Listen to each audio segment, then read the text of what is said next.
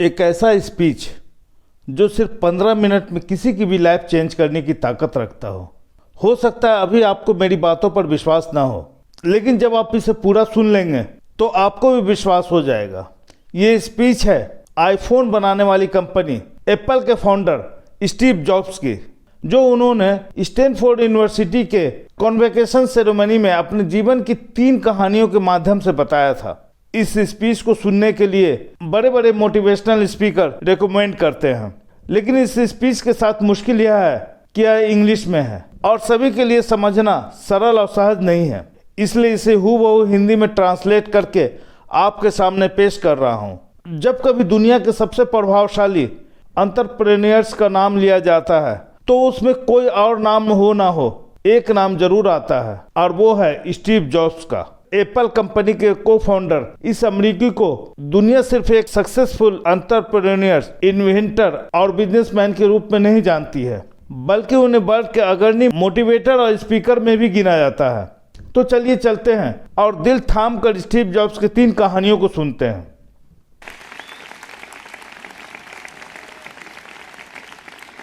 Thank you. आज world के सबसे बेहतरीन यूनिवर्सिटी में से एक के दीक्षांत समारोह में शामिल होने पर मैं खुद को गौरवान्वित महसूस कर रहा हूं। मैं आपको एक सच बता दूं, मैं कभी किसी कॉलेज से पास नहीं हुआ और आज पहली बार मैं किसी कॉलेज ग्रेजुएशन सेरेमनी के इतना करीब पहुंचा हूं। आज मैं आपको अपने जीवन की 3 कहानियां सुनाना चाहता हूं, ज़्यादा कुछ नहीं, बस 3 कहानियां। मेरी पहली कहानी डॉट्स कनेक्ट करने के बारे में है। रीड कॉलेज में दाखिला लेने के 6 महीने के अंदर ही मैंने पढ़ाई छोड़ दी थी, पर मैं उसके 18 महीने तक वहाँ किसी तरह आता जाता रहा। तो सवाल उठता है, मैंने कॉलेज क्यों छोड़ा? एक्चुअली इसकी शुरुआत मेरे जन्म से पहले की है। मेरी बायोलॉजिकल मदर एक यंग अनमैरिड ग्रेजुएट स्टूडेंट थी और वह मुझे किसी और को अडॉप्शन के लिए देना चाहती थी, पर उनकी एक ख्वाहिश थी कि कोई कॉलेज ग्रेजुएट ही मुझे अडॉप्ट करे। सब कुछ बिल्कुल सेट था और मैं एक वकील और उसकी वाइफ के द्वारा अडॉप्ट किया जाने वाला था कि अचानक उस कपल ने अपना विचार बदल दिया और डिसाइड किया कि उन्हें एक लड़की चाहिए। इसलिए तब आधी रात को मेरे पेरेंट्स, जो तब वेटिंग लिस्ट में थे, को कॉल करके बोला गया कि हमारे पास एक बॉय बेबी है, क्या आप उसे गोद लेना चाहेंगे? और उन्होंने झट से हाँ कर दी। बाद में मेरी बायोलॉजिकल मदर को पता चला कि मेरी माँ कॉलेज पास नहीं है और पिता तो हाई स्कूल पास भी नहीं है, इसलिए उन्होंने एडॉप्शन पेपर पर साइन करने से मना कर दिया। पर कुछ महीनों बाद मेरे होने वाले पेरेंट्स के मेरे कॉलेज भेजने का आश्वासन के बाद वो मान गई। तो मेरी जिंदगी की शुरुआत कुछ इस तरह हुई और 17 साल बाद मैं कॉलेज गया, पर गलती से मैंने स्टैनफोर्ड जितना महंगा कॉलेज चुन लिया। मेरे वर्किंग क्लास पेरेंट्स की सारी जमा पूंजी मेरी पढ़ाई में जाने लगी। 6 महीने बाद मुझे इस पढ़ाई में कोई वैल्यू नहीं दिखी। मुझे कुछ आइडिया नहीं था कि मैं अपनी जिंदगी में क्या करना चाहता हूँ और कॉलेज मुझे किस तरह से इसमें हेल्प करेगा, और ऊपर से मैं अपनी पेरेंट्स की जीवन भर की कमाई खर्च करता जा रहा था। इसलिए मैंने कॉलेज ड्रॉप आउट करने का निर्णय लिया और सोचा जो होगा अच्छा होगा। उस समय तो यह सब कुछ मेरे लिए काफी डरावना था, पर जब मैं पीछे मुड़कर देखता हूँ मुझे लगता है ये मेरी जिंदगी का सबसे अच्छा फैसला था। जैसे ही मैंने कॉलेज छोड़ा, मेरे ऊपर से जरूरी क्लासेस करने की बाध्यता खत्म हो गई और मैं चुपचाप सिर्फ अपने इंटरेस्ट की क्लासेस करने लगा। ये सब कुछ इतना आसान नहीं था। मेरे पास रहने के लिए कोई रूम नहीं था, इसलिए मुझे दोस्तों के रूम में फर्श पर सोना पड़ता था। मैं कोक की बोतल को लौटाने से मिलने वाले पैसों से खाना खाता था। मैं हर संडे 7 मील पैदल चलकर हरे कृष्णा मंदिर जाता था ताकि कम से कम हफ्ते में 1 दिन पेट भरकर खाना खा सकूं। यह मुझे काफी अच्छा लगता था। मैंने अपनी लाइफ में जो भी अपनी जिज्ञासा और अंतर्ज्ञान की वजह से किया, वह बाद में मेरे लिए प्राइसलेस साबित हुआ। Let me give an example. उस समय रीड कॉलेज शायद दुनिया की सबसे अच्छी जगह थी जहाँ कैलीग्राफी सिखाई जाती थी।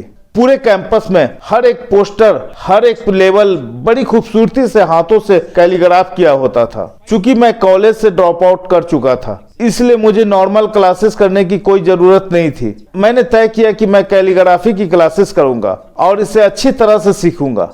मैंने सेरिफ और सेंस सेरिफ टाइप फेसेस के बारे में सीखा, अलग अलग लेटर कॉम्बिनेशन के बीच में स्पेस वेरी करना और किसी तरह टाइपोग्राफी को क्या चीज अच्छा बनाती है यह भी सीखा।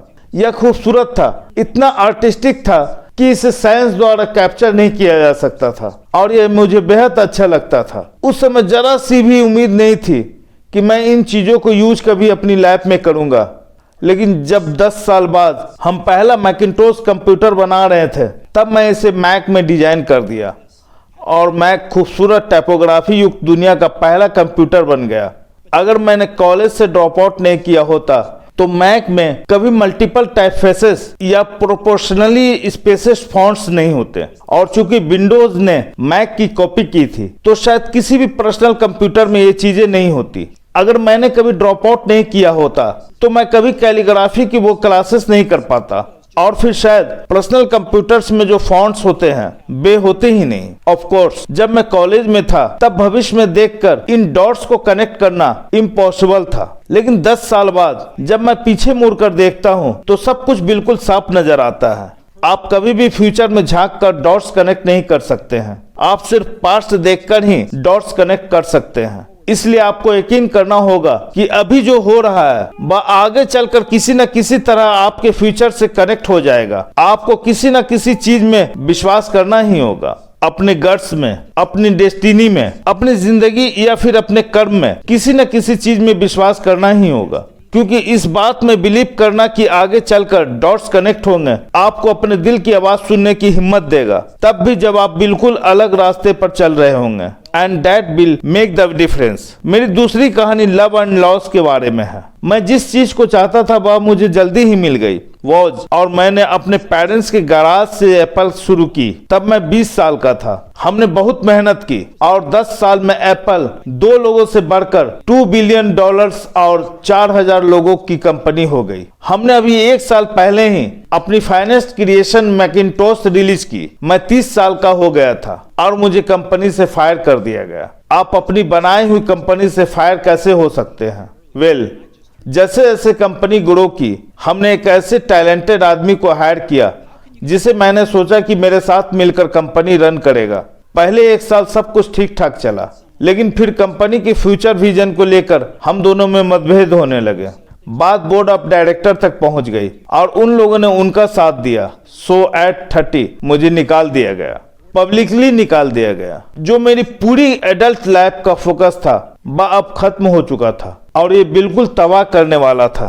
मुझे सचमुच अगले कुछ महीनों तक कुछ समझ में नहीं आया कि मैं क्या करूं। मुझे महसूस हुआ कि ये सब कुछ इतनी आसानी से एक्सेप्ट करके मैंने अपने पहले की जनरेशन और एंटरप्रेन्योर्स को नीचा दिखाया है। मैं डेविड पकार्ड और बॉब नॉयस से मिला और उनसे सब कुछ ऐसे हो जाने पर माफी मांगी। मैं एक बहुत बड़ा पब्लिक फेल्यूर था।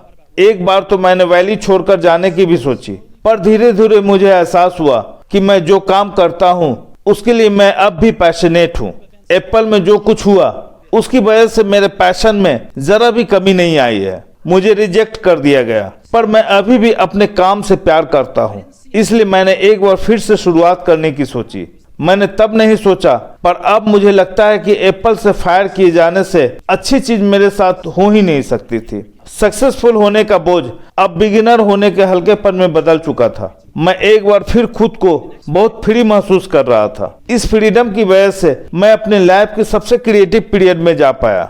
अगले 5 सालों में मैंने एक कंपनी नेक्स्ट और एक दूसरी कंपनी पिक्सर स्टार्ट की, और इसी दौरान मेरी मुलाकात एक बहुत ही अमेजिंग लेडी से हुई जो आगे चलकर मेरी वाइफ बनी। पिक्सर ने दुनिया की पहली computer animated movie toy story बनाई और इस वक्त यह दुनिया का सबसे सफल एनिमेशन स्टूडियो है।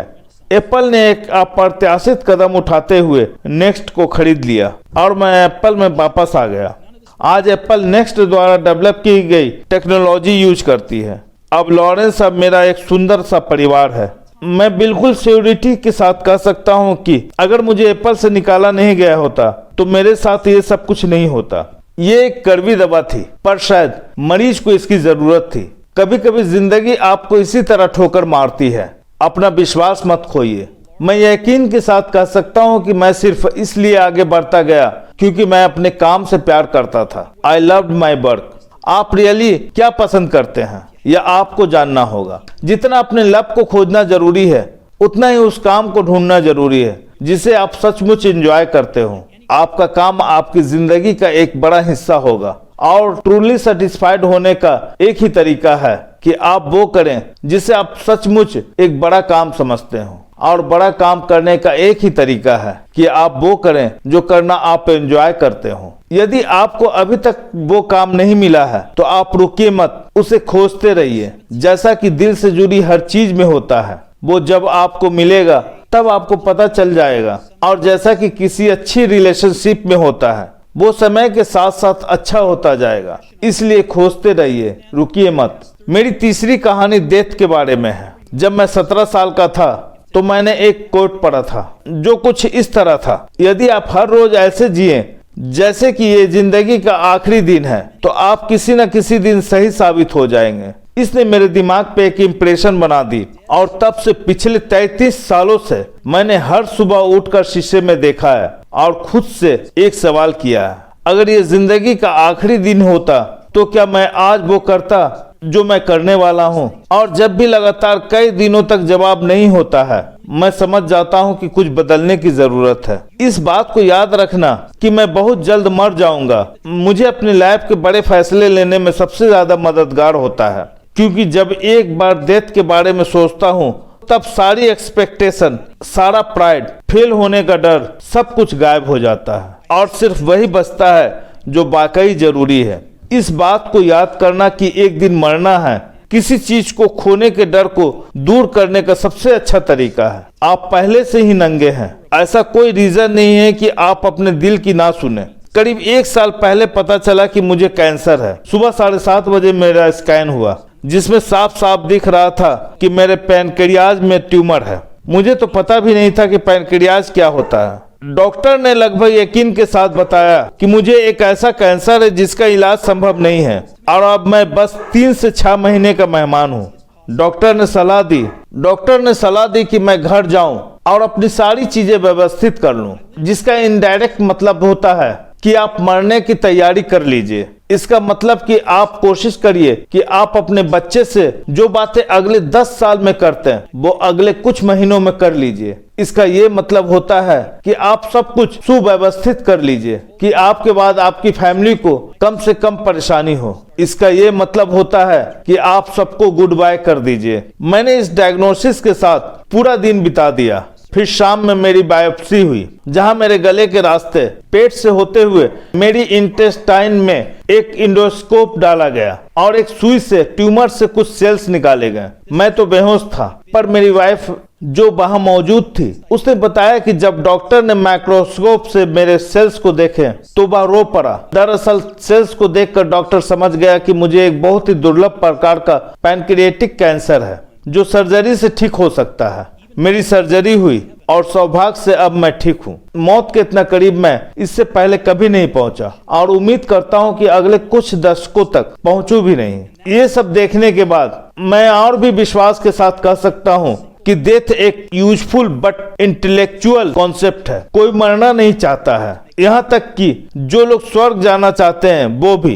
फिर भी मौत वो मंजिल है जिसे हम सब शेयर करते हैं। आज तक इससे कोई नहीं बचा है और ऐसा ही होना चाहिए, क्योंकि शायद मौत ही इस जिंदगी का सबसे बड़ा आविष्कार है। ये जिंदगी को बदलती है, पुराने को हटाकर नए का रास्ता खोलती है। और इस समय नए आप है, पर ज्यादा नहीं। कुछ ही दिनों में आप भी पुराने हो जाएंगे और रास्ते से साफ हो जाएंगे। इतना ड्रामेटिक होने के लिए माफी चाहता हूँ, पर यह सच है। आपका समय सीमित है, इसलिए इसे किसी और की जिंदगी जीकर व्यर्थ मत कीजिए। बेकार की सोच में मत फंसिए। अपनी जिंदगी को दूसरे के हिसाब से मत चलाइए। औरों के विचारों को शोर में अपने अंदर की आवाज को, अपने इंट्यूशन को डूबने मत दीजिए। वे पहले से ही जानते हैं कि तुम सच में क्या बनना चाहते हो, बाकी सब गौन है। जब मैं छोटा था तब एक अद्भुत publication the whole earth catalog हुआ करता था, जो मेरी जनरेशन की बाइबल्स में से एक था। इसे स्टुअर्ट ब्रांड नाम के एक व्यक्ति, जो यहाँ मेलोन पार्क से ज्यादा दूर नहीं रहता था, ने इसे अपना पोएटिक टच देकर बड़ा ही जीवंत बना दिया था। ये 60 के दशक की बात है, जब कंप्यूटर और डेस्कटॉप पब्लिशिंग नहीं हुआ करती थी। पूरा कैटलॉग टाइपराइटर, सीजर्स और पोलराइड कैमरास की मदद से बनाया जाता था। वो कुछ ऐसा था मानो गूगल को एक बुक में फॉर्म कर दिया गया हो, वो भी गूगल के आने के 35 साल पहले। वह एक आदर्श था, अच्छे टूल्स और महान विचारों से भरा हुआ था। स्टुअर्ट और उनकी टीम ने द होल अर्थ कैटलॉग के कई इश्यूज निकाले और अंत में एक फाइनल इशू निकाला। ये 70 के दशक का मध्य था और तब मैं आपके जितना था। फाइनल इशू के बैक कवर पे प्रातः काल का किसी गांव की सड़क का दृश्य था। वो कुछ ऐसी सड़क थी जिस पे यदि आप एडवेंचर हो तो किसी से लिफ्ट मांगना चाहेंगे, और उस पिक्चर के नीचे लिखा था स्टे हंग्री स्टे फुलिश।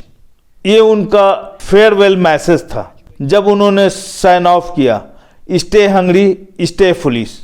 और मैंने अपने लिए हमेशा यही विश किया है, और अब जब आप लोग यहाँ से ग्रेजुएट हो रहे हैं तो मैं आपके लिए भी यही विश करता हूँ, stay hungry stay foolish. Thank you all very much.